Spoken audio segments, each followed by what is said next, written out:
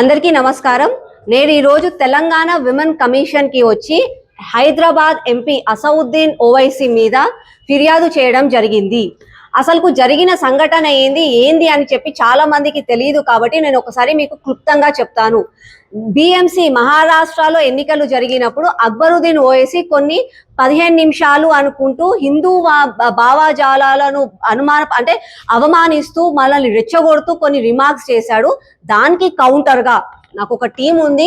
ప్రతిసారి 15 నిమిషాలు అని అంటున్నాడు, భయము ఈ భక్తి లేకుండా మాట్లాడుతున్నాడు. కాబట్టి నేను నా సోషల్ మీడియా వేదికగా అప్పుడు పతంగుల సీజన్, మన సంక్రాంతి పండుగ పతంగి ఎగిరేసుకుంటూ నేను ఒక స్టేట్మెంట్ ఇవ్వడం జరిగింది. అది ఏంటి అంటే, మీరు మా హిందువులను గౌరవించరు, మీకు మా దేవీ దేవతల పైన గౌరవం లేదు, మీరు మమ్మల్ని సన్మానించరు. అట్లాంటి వ్యక్తులు మీకు మా హిందూ సంస్కృతికి దగ్గరైన చిహ్నం మా పతంగి, అది మాకు చాలా సెంటిమెంట్. అట్లాంటి పతంగి సింబల్ మీ పార్టీ లోగోగా మీరు ఎందుకు పెట్టుకుంటున్నారు? ఇది నాకు అభ్యంతరం. కాబట్టి నేను ఎలక్షన్ కమిషన్ కి వెళ్ళి నేను రిక్వెస్ట్ చేస్తాను అది తీసేయాలని అని నేను కోరడం జరిగింది. ఇంకొకటి, ఎలాగైతే భోగి మంటలలో మనం పాత వస్తువులను వేసేసి నూతన సంవత్సరాన్ని మనం స్వాగతిస్తామో, అలాగే ఈ హైదరాబాద్ నగరాన్ని పాతగానే ఉంచుతున్న ఈ ఎంఐఎం పార్టీని కూడా పాడేసి మన హైదరాబాద్ భాగ్యనగరంగా మార్చుకుందాము అని చెప్పి నేను ఒక స్టేట్మెంట్ ఇచ్చాను.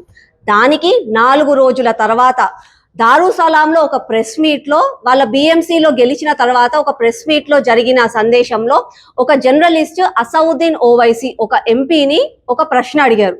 మీ గురించి ఒక మహోత్తమ ఒక మహిళ పతంగి సింబల్ అభ్యంతరకరము, పతంగి సింబల్ తీసేయాలి అని తను అడుగుతుంది. దానికి మీ సమాధానం ఏంటి అంటే, ఒక ఎంపీగా, ఒక తెలివి ఉన్న వ్యక్తిగా సమాధానం తెలవకపోతే నో కమెంట్స్ అని అనాలి.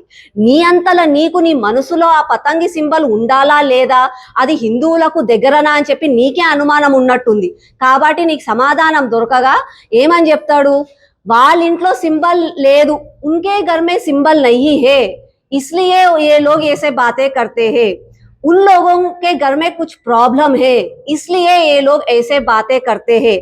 అంటే మా ఇంట్లలో సింబల్ లేదు, మా ఇంట్లలో ఏదో ప్రాబ్లం ఉంది కాబట్టి మాటలు అంటున్నాము అని చెప్పి డైవర్షన్. అడిగిన ప్రశ్న ఏంది, చెప్పాల్సిన సమాధానం ఏంది? నీకు సమాధానం లేకుండా మా మహిళం గురించి మాట్లాడడం ఏంది?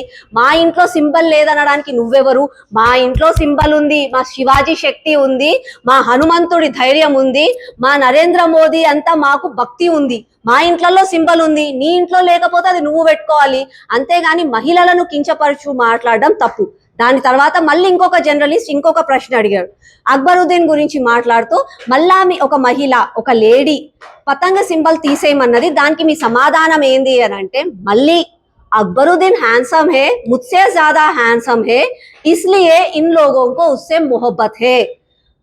నేనేమన్నాను, నీకు నీ తమ్ముడు హ్యాండ్సమ్ గా కనిపిస్తుండొచ్చు, నాకు పంది హ్యాండ్సమ్ గా ఉంది అని అన్నా.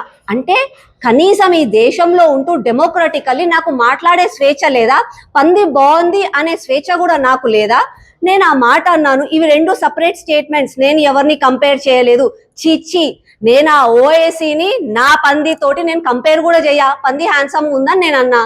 దానికి వీళ్ళకి ఏదో బాధ వేసింది. కొంతమంది నాకు ఫోన్లు చేస్తున్నారు, ఫోన్లు చేసి థ్రెటనింగ్ కాల్స్, నువ్వు అట్లెట్లా మాట్లాడతావు, నువ్వు కంపేర్ ఎట్లా చేస్తావు, నువ్వు వాళ్ళ ఫోటో పెట్టుకో, వీళ్ళ ఫోటో పెట్టుకో, నువ్వు వేడుంటావో చెప్పు అని చెప్పుకుంటూ నాతో మాట్లాడుతున్నారు. నేను దాన్ని రికార్డ్ చేశాను. ఒక లా అబైడింగ్ సిటిజన్ లాగా నేను పోలీస్ స్టేషన్కి వెళ్ళాను, పోలీస్కి కంప్లైంట్ ఇచ్చాను, ఆ ఫోన్ నంబర్స్ కూడా ఇచ్చాను. ఇచ్చిన తర్వాత నాకు ఆగలేదు. నేను ఏ రోజైతే కంప్లైంట్ ఇచ్చానో ఆ కంప్లైంట్ ఇచ్చిన క్షణం నుంచి నాకు ఇంకా రెట్టింపు ఫోన్ కాల్స్ వస్తున్నాయి, ఇంకా ధమ్కి ఇస్తున్నారు.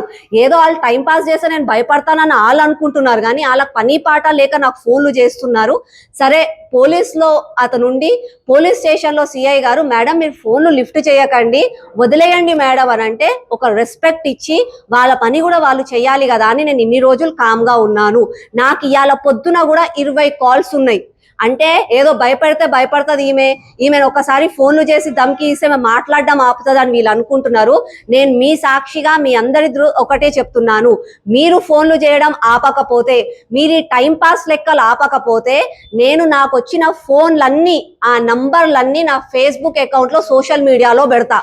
నా శివాజీ అన్నలు నా భగత్ సింగ్ తమ్ముళ్ళు ఉన్నారు, వాళ్ళని చూసుకుంటారు. తర్వాత ఏమన్నా అయితే అరే ఈమెనే రెచ్చగొడుతుంది అని మాత్రం నన్ను అనొద్దు.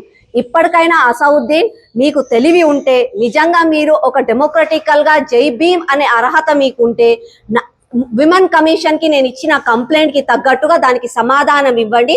మహిళా లోకానికి క్షమాపణ చెప్పండి. ఇది కేవలం నా విషయం కాదు, మహిళలందరినీ కించపరుస్తూ మాట్లాడుతున్నారు. హిజాబ్ ధరించుకునే అమ్మాయి అంట ఈయనకి ప్రధానమంత్రి కావాలని చెప్పి కలలు కంటున్నాడు. వాళ్ళ ఇంట్లో ఉన్న వాళ్ళ భార్య వాళ్ళనే బయటికి తీసుకురాడు, అట్లాంటిది ఈయనకి ఇంకేదో. అంటే వీళ్ళు కేవలం మహిళలను మెటీరియలిస్టిక్ గా మాత్రమే చూస్తారు. ఇప్పటికైనా ఆ ధోరణి మానుకోవాలని చెప్పి నేను మీ సాక్షిగా చెప్తున్నాను. లేకపోతే నేను ఆ నంబర్లన్నిటినీ కూడా సోషల్ మీడియాలో పెడతాను.